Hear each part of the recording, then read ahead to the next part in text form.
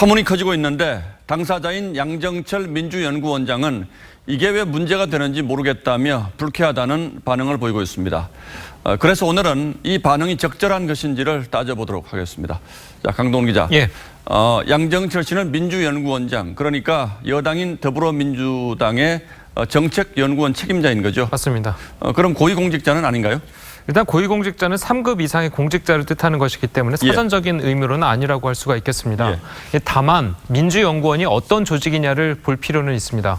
우선 민주연구원은 민주당의 정책연구기관이죠. 이 정책연구기관은 정치자금법에 따라서 이 정당 국고보조금의 30%를 받도록 되어 있습니다.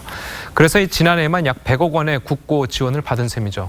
자, 이사들과 부원장직으로 8명의 국회의원도 포진돼 있는데요. 자, 이 기관의 장인 양정철 원장은 이 당내 최종 의사결정기구인 최고위원회의에도 참석할 자격도 가지고 있습니다. 그러니까 양 원장이 공무원이 아닌 건 분명하지만 연구원 자체는 국가 예산을 지원받으니까 공적인 성격이 있는 건 분명하네요. 그렇습니다.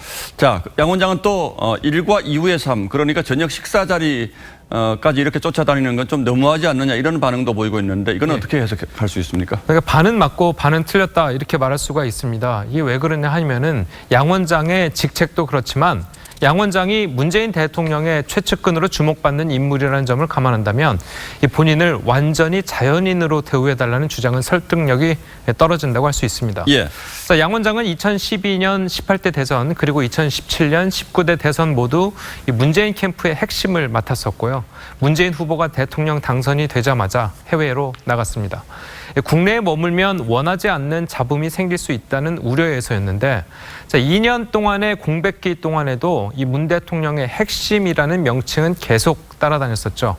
자, 정치는 밤에 이루어진다는 말이 있는데 양 원장의 일과 후의 삶, 일반인들의 개념과는 다르게 봐야 한다는 지적이 있습니다.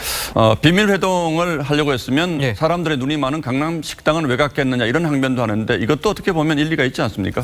예, 그렇긴 합니다. 이 국정원 원장을 이 몰래 만날 이유도 없지만 비밀 회동을 하려고 했으면 강남의 식당에서 모였겠느냐 뭐 이런 이야기입니다. 그렇죠. 그런데 이 식당이라는 것이 완벽한 보안 시설이라고 할 수는 없지만 보통 정치나 사업들이 식사 자리에서 논의되는 경우가 많죠.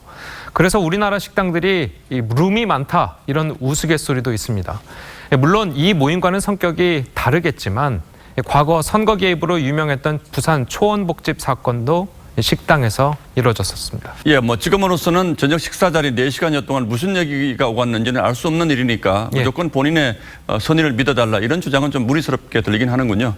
강동원 기자 잘 들었습니다.